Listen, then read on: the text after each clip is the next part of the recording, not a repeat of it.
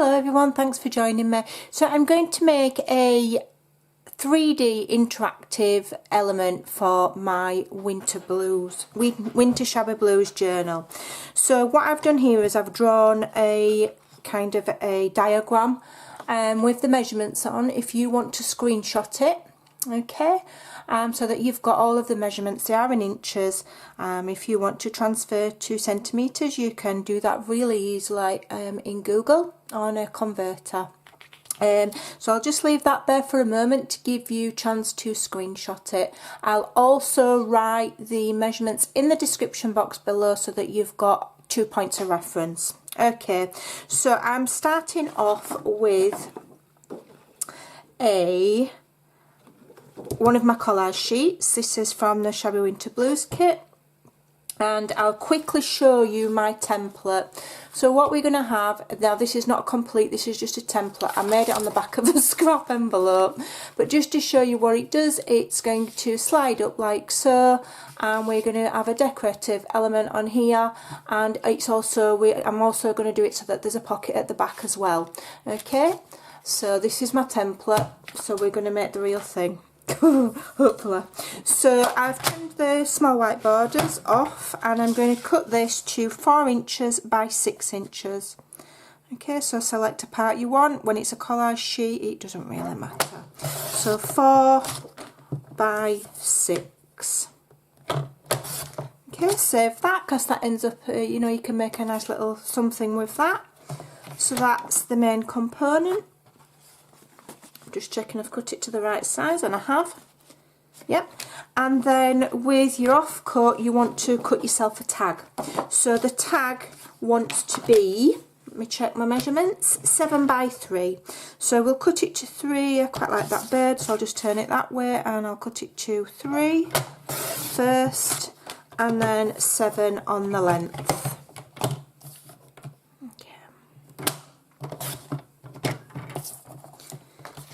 So whilst I've just got my tag here, I'm just going to cut it to a tag shape. I either use another tag that you've got handy, or I've got this little template I made out of this card, and so I just trim the corners off, and then that's the easy peasy bit out of the way kind of thing. Okay, so you can either trim the main element using a trimmer if you're handy at cutting things with your trimmer, or you can draw it out in pencil on the back and then use a craft knife. Okay, so it's up to you. So we're going to come back to our part here. So what we're going to do is we're going to make 3 cuts. So decide which is your top. Obviously it's going to be whichever way you're orientated. And what you want to do is, on your trimmer, go to the 1/2 inch mark. So here I can put mine to the other side of my line and go to 1/2 inch. Okay, 1/2 inch. And then I'm going to put my cutting guide down to 1 inch. So I'm just going to lean over so I can see where the 1 inch mark is. So it's there.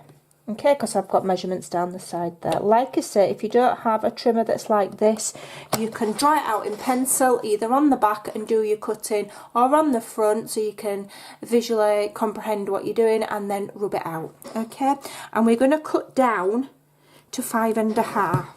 Okay, hopefully my mess of hair doesn't get in the shot. We're going to stop at 5 1/2. Okay, so you're going to have a 1 inch band at the top and a 1/2 inch band at the bottom, and a 1/2 inch band at either side. Okay, so then you want to turn it. So here again we're going in at 1/2 inch. You're going to go up to 1/2 inch on your scoreboard, cutting board, 1/2 inch. Then that will line up with the one that you've just cut, and we're going to cut to 3 1/2. There. Okay, lift it out, turn it around, put it back into 1/2 inch again. Okay, if you can visually match that up without looking at the score marks, then do so, otherwise go back to 1/2 inch on here again. Okay. Okay, and then this time we're going to cut up to 5 inches. Okay, down to 5 inches there. Okay, that then just cuts a flap like so. All right, so you should have that. So you've got a wider at the top than at the bottom, and the sides are the same as the bottom. All right, then you need to grab a scoreboard. If you don't have a scoreboard, you can use just a ruler and some kind of blunt object that will make score marks. And what you want to do is put it on your scoreboard, have a look where to the 1 inch mark there, and between where your cuts are made, score at 1 inches, so that then that flap that you've just cut, you've got a fold. Okay, can you see there? So now that will fold neatly. You could do it by hand, but you'll get a neater finish if you score it. Then what you want to do is just carefully fold it back like so. Okay, go back in your scoreboard, just lift that bit up so that this is flush against it. Okay, doesn't matter if it's a little bit bent there, because we're just only scoring this part here. Okay, and you want to score at 1/2 inch.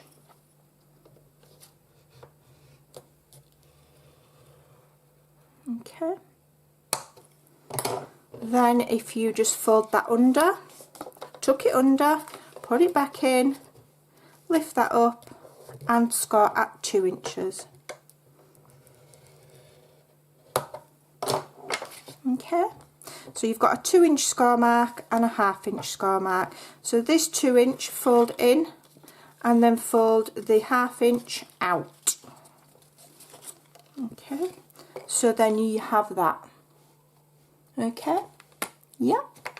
Right, so now what you need to do is, I am going to adhere mine on a base, but you get your tag that we've just made and we're going to glue it, turn this over, and we're going to glue the tag face down to this 1/2 inch strip here. Not on anything else, only on the 1/2 inch strip. This is not a new idea, but I've just adapted it ever so slightly. This is an old card making idea, but it's perfect for a journal and it'll make a fun and interactive page filler. So you line up the bottom of this tag, both of them with the print down, line it up to the bottom of that 1/2 inch score mark. Okay, make sure it's perfectly lined up. Okay, there we go, and just leave that to dry a moment. Now I've adapted this ever so slightly to, I had a quick look at a tutorial on Pinterest, and when I tried it I wasn't happy with how it worked out, so I've added a small extra element. So what I'm doing is I'm going to add a small extra 1/2 inch strip. So I'm just going to get my trimmer, any piece of scrap because you're not going to see it, but just make sure it's sturdy. Cut a 1/2 inch strip. Okay, doesn't matter about the length at the moment, as long as it's bigger than what you need. So there's no exact measurement here. Okay, oops, I've just buckled that ever so slightly. Then measure it on the bottom of your tag. Okay, so this piece of scrap, measure it on there. And what you want to do is you just want to make sure that it covers the bottom of the tag. Okay, but no more than 1/2 inch. And you want it to overlap onto the frame about halfway. Okay, on both sides. So I'm going to make a little pencil mark here. So I've got it protruding there into the frame about halfway, and I'm going to make a mark there and then just snip this, which ideally would just be a little bit of scrap off of your desk, so that you're using your scraps, just snip that off. Okay, then you just glue the very bottom of your tag, no more than 1/2 inch up with your gluing. Put that on and centralise it so it's even both sides, and leave it to dry. Now when that's flat down, just double check that it's all straight and even, otherwise it will make your mechanism stick. Okay, just double check that it's no wider than the frame. Okay, you don't want it protruding because you don't want to see it. It's just an extra stabilisation part that I've added to this design. Okay, so then what you want to do is you want to attach this either directly to your journal page, or I'm going to anchor it down on another piece of cardstock here, which I've cut to 4 by 6 the same. And when you're gluing, okay, so this is where you need to be careful. So where your tag is there, you don't want any glue under here. Okay, so where your tag is, let me just get a pencil to show you. This is where your cutting line there finishes. Alright, so when you are using your mechanism, hold it to the bottom like so and it will pull, and that's how it's going to work in your journal. So you know that it's not really ever going to go any further than there, you know, straight up, because if you had it too far up, when you're decorating it, it's going to look stupid. So you're not going to have it any further than there. So visually have a look how far you think that this part is going to go when it's stood up. Okay, so it's about there. Okay, so can you see? It's not going to go any further up than there. Okay, so then that tells you can glue on this bit here. So just give yourself a little pencil mark to tell you how far up it will go. Okay, these things, some things just are better if they're done by eye and by trial and error. Okay, so now what you want to do is you want to glue up there. Okay, just up there, and then just along the bottom edge. Okay, so let me show you. So you can glue all along this bottom edge in a straight line. Don't protrude on the upper part of the frame, and then where you've made your pencil marks, you can glue that top part. Okay, so for clarification, we're not gluing across the top underneath the tag, we're leaving that free. We're not gluing this, that's going to be left free, and we're not gluing this section down to here. So we're gluing the bottom and we're gluing these two sections here only. Okay, plenty on, you don't want it peeling off. Okay, so then get your second piece of card, or if you're just going to put it straight onto a journal page, that's fine. Line it up where you'd like it. Okay, I've cut this exactly the same size so it's easy for me to see, and this means that I'll have my mechanism, and then if I glue this whole thing to my journal on 3 sides, then I'll have another pocket opportunity in the back of it. Okay, so then press those sides down. Okay, make sure it's all lined up nicely, and then press the bottom.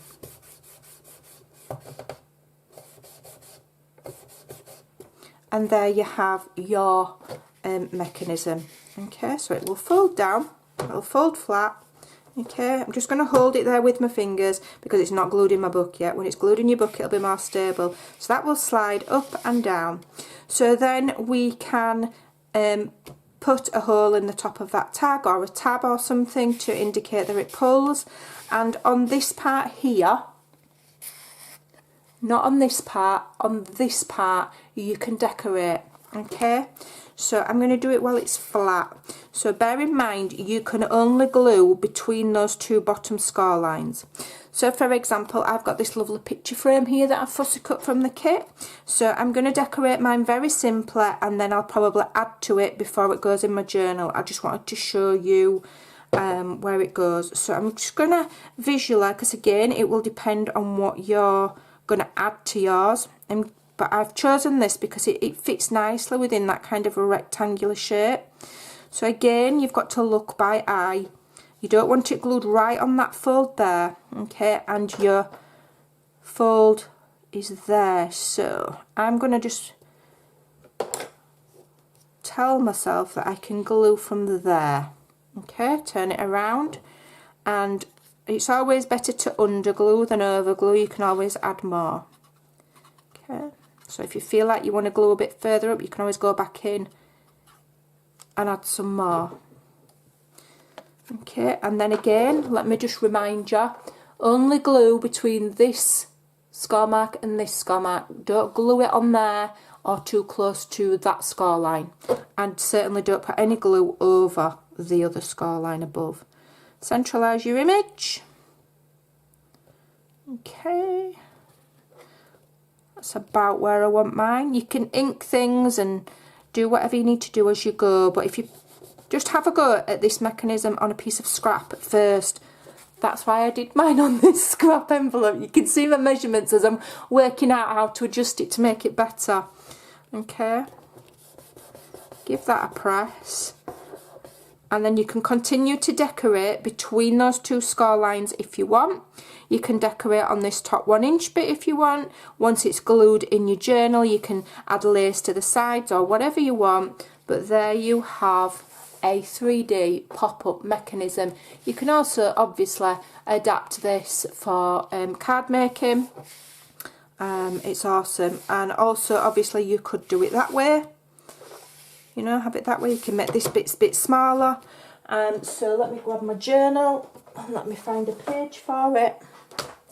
In fact, I'm just going to punch my hole first. So hopefully you've understood the measurements. I will write them in the description box below, but you do have the pictorial measurements that I drew there. So I'm just going to